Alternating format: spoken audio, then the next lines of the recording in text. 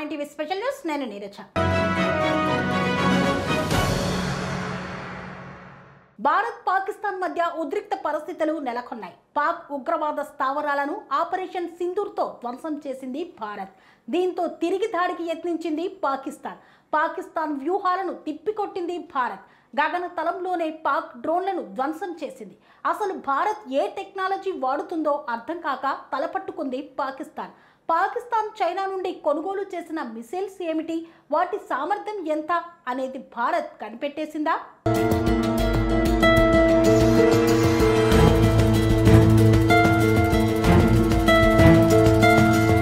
Israel వైమానిక రక్షణ వ్యవస్థ ఐరన్ డోమ్ గురించి మీకు తెలిసే ఉండవచ్చు. దీనిని అడ్వాన్స్డ్ మిసైల్ షీల్డ్ అని పిలుస్తారు. ఇరాన్ మిసైల్స్ అయినా, హైమాస్ రాకెట్లైనా, హౌతీ తిరుగుబాటుదారుల డ్రోన్లైనా తమ గగనతలంలోకి ప్రవేశించిన వెంటనే ఇజ్రాయెల్ దాని ఐరన్ డోమ్ సాయంతో ఆకాశంలోనే నాశనం చేస్తుంటుంది. యుద్ధ సమయంలో ఏ దేశానికైనా ఎయిర్ డిఫెన్స్ సిస్టమ్ చాలా కీలకం.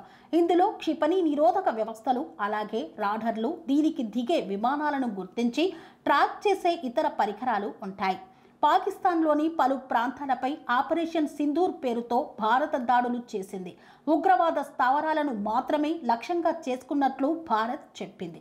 దాడులలో ఏ రకమైన ఆయుధాలను ఉపయోగించారో భారత్ పేర్కొనలేదు.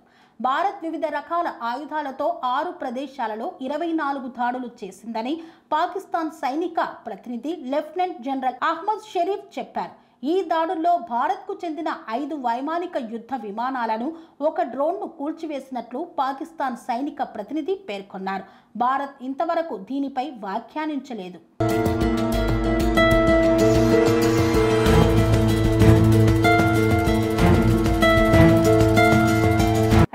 2022 మార్చిలో భారత్కు చెందిన బ్రహ్మోస్ క్షిపణి పాకిస్తాన్లోని పంజాబ్ ప్రావియన్స్లో కల మియాన్ చన్ను సమీపంలో కూలిపోయింది. అయితే ఎటువంటి ప్రాణ నష్టం జరగలేదు. ఈ ఘటనకు సంబంధించి భారత్ ఒక ప్రకటన కూడా విడుదల చేసింది. మిసైల్ను పొరపాటున పాకిస్తాన్ వైపు ప్రయోగించామని అందులో తెలిపింది. పాకిస్తాన్ భూభాగంలోకి ప్రవేశించిన భారత మిసైల్ ఉపరితలం నుండి ఉపరితలానికి ప్రయోగించే సూపర్సోనిక్ మిసైల్ అని పాకిస్తాన్ సైన్యం inter services public relations director general Babar Iftikhar ఆ సమయంలో మీడియాతో తెలిపారు. భారత్లోని సిర్సా నుండి మిసైల్ ప్రయోగించిన వెంటనే పాకిస్తాన్ ఎయిర్ డిఫెన్స్ సిస్టమ్ దానిని పర్యవేక్షించడం ప్రారంభించిందని పాకిస్తాన్ సైనిక వర్గాలు పేర్కొన్నాయి.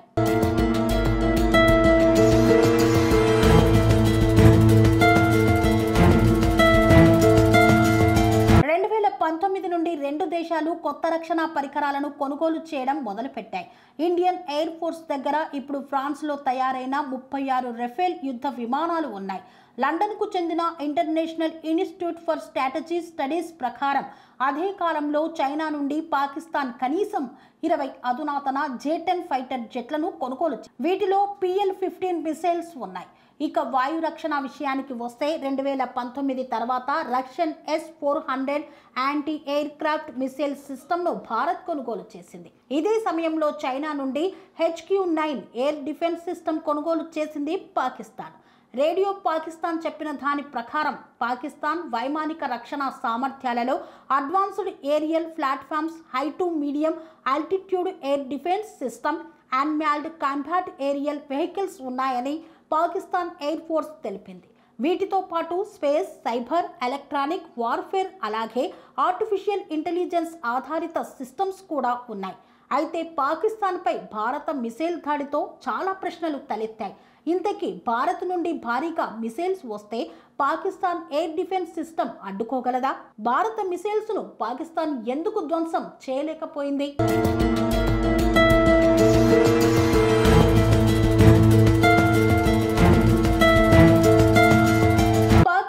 ఎయిర్ డిఫెన్స్ సిస్టమ్కు స్వల్ప శ్రేణి, మధ్యస్థ శ్రేణి, దీర్ఘ శ్రేణి ఉపరితలం నుండి ఉపరితల క్రూయిజ్ బాలిస్టిక్ క్షిపణులను అడ్డుకోగల సామర్థ్యం ఉందని పాక్ ఎయిర్ ఫోర్స్ మాజీ వైస్ ఎయిర్ మార్షల్ ఇక్రాముల్లా భట్టి తెలిపారు.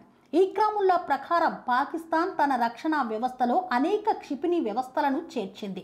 వాటిలో చైనా తయారు చేసిన HQ-16 FE రక్షణ వ్యవస్థ కూడా ఉంది. ఇది ఉపరితలం నుండి ఉపరితలానికి ఉపయోగించే మిసైల్స్, క్రూయిజ్ మిసైల్స్, యుద్ధ నౌకలకు ప్రభావితంగా అడ్డగిస్తుంది. కాగా గగనతలం నుండి భూమిపైకి ప్రయోగించే మిసైల్స్ను అడ్డగించే విషయానికి వస్తే ప్రస్తుతం అలాంటి రక్షణ వ్యవస్థ అందుబాటులో లేదు. ఇదే సమయంలో భారత్ మిసైల్స్ను గగనతలం నుండి ప్రయోగించిందా లేదా భూమి నుంచి ప్రయోగించిందా అనేది తెలియదు. ప్రపంచంలోని ఏ డిఫెన్స్ సిస్టమ్ కూడా ఖచ్చితమైన రక్షణను అందించదని, ముఖ్యంగా ఇరుగు పొరుగున ఉన్న భారత్, పాకిస్తాన్ వంటి దేశాల విషయంలో కష్టమని మాజీ ఎయిర్ కమాండర్ ఆదిల్ సుల్తాన్ తెలియజేశారు. గగనతలం నుండి భూమికి మిసైల్ దాడులను 100% ఆపడం అసాధ్యమని ఆయన అంటున్నారు. ఒకేసారి వేర్వేరు దిశల నుండి వచ్చే మిసైల్స్ను అడ్డుకునే విషయంలో ఎలాంటి రక్షణ వ్యవస్థ సామర్థ్యానికైనా పరిమితి ఉంటుందని ఆదిల్ పేర్కొన్నారు.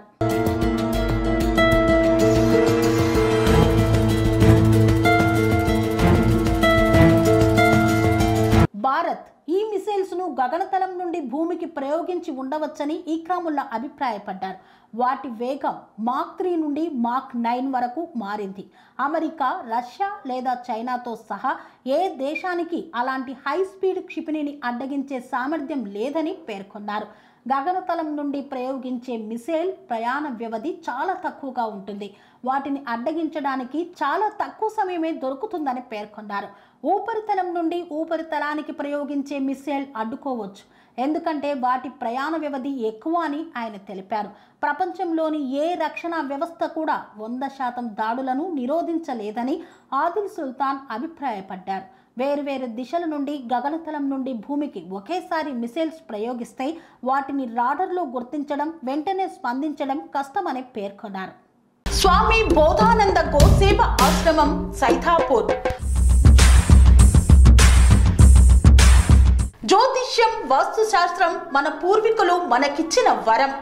దుర్గాదేవి, కాలభైరవ ఉపాసనతో వాక్సిద్ధి పొందిన శ్రీ శ్రీ బోధానందగిరి స్వామివారు మీకు ఎలాంటి సమస్యలున్నా, వాటిలో ముఖ్యంగా ధన నష్టం, ఆరోగ్య నష్టం, భార్యాభర్తల మధ్య గొడవలు, ప్రేమించుకున్న వారు దూరం అవడం, ఎన్ని సంబంధాలు వచ్చినా పెళ్లి ముడి పడకపోవడం, రోడ్డు ప్రమాదాలు, అప్పుల బాధలు, వ్యవసాయంలో నష్టాలు, పెద్దల మాట పిల్లలు వినకపోవడం, ఆరోగ్య శాంతి, గృహశాంతి, మనశ్శాంతి లేకపోవడం, ఇలాంటి సమస్యలు ఉన్నట్లయితే ఒక్కసారి స్వామీజీని కలవండి.